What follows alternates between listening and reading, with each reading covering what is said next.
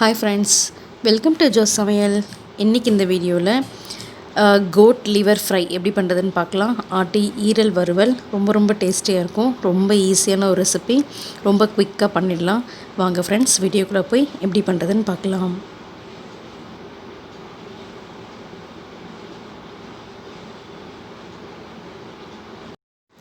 ஈரல் நல்லா வாஷ் பண்ணிவிட்டு இந்த மாதிரி க்யூப் சைஸில் குட்டி குட்டியாக கட் பண்ணி வச்சுக்கோங்க. 2 வெங்காயம் 2 தக்காளி ஃபைனாக சாப் பண்ணி வச்சுக்கோங்க. கொத்தமல்லி கருவேப்பிலை எடுத்து வச்சுருக்கேன். இஞ்சி பூண்டு 1 பாதியமாக தட்டி வச்சுக்கோங்க தேவையான அளவு. ஸோ கடாயில் எண்ணெய் காஞ்சிச்சு, கடுகு சீரகம் உளுத்தம்பருப்பு சோம்பு போட்டு தாளிச்சிக்கலாம். ஸோ கடுகு நல்லா பொரிஞ்சதுக்கப்புறம் இஞ்சி பூண்டு தட்டி வச்சுருந்தோம் இல்லையா, ஸோ அதையும் ஆட் பண்ணி லேசாக நல்லா வதக்கி விடுங்க. ஸோ இப்போ வெங்காயம் நல்லா ஆட் பண்ணிவிட்டு நல்லா வதக்கி விடுங்க. வெங்காயம் நல்லா வதங்கட்டும்.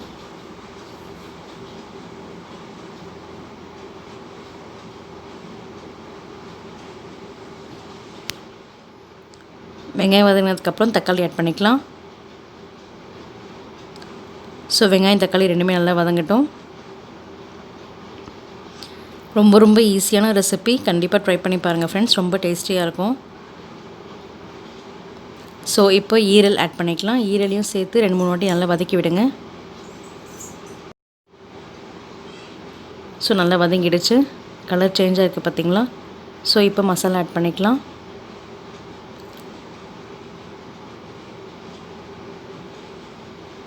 ஒரு ஸ்பூன் மஞ்சள்தூள் ஆட் பண்ணிக்கிறேன். வீட்டில் அரைச்ச குழம்பு மிளகாய்த்தூள் 1 டேபிள் ஸ்பூன் ஆட் பண்ணிக்கலாம்.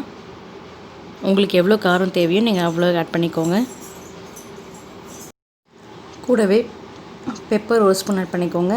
உங்களுக்கு பெப்பர் ஃப்ளேவர் ரொம்ப அதிகமாக பிடிக்கும் அப்படின்னா நீங்கள் 2 டேபிள் ஸ்பூன் கூட ஆட் பண்ணிக்கலாம். நான் 1 ஸ்பூன் ஆட் பண்ணிக்கிறேன்.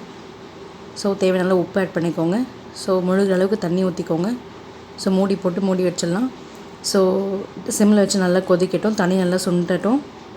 ஸோ தண்ணி நல்லா சுண்டதுக்கப்புறம் நம்மளோட ஈரல் கிரேவி ரெடி ஆகிடுச்சு. சூப்பராக இருக்கும். கண்டிப்பாக இந்த ரெசிபி ட்ரை பண்ணி பாருங்கள் ஃப்ரெண்ட்ஸ்.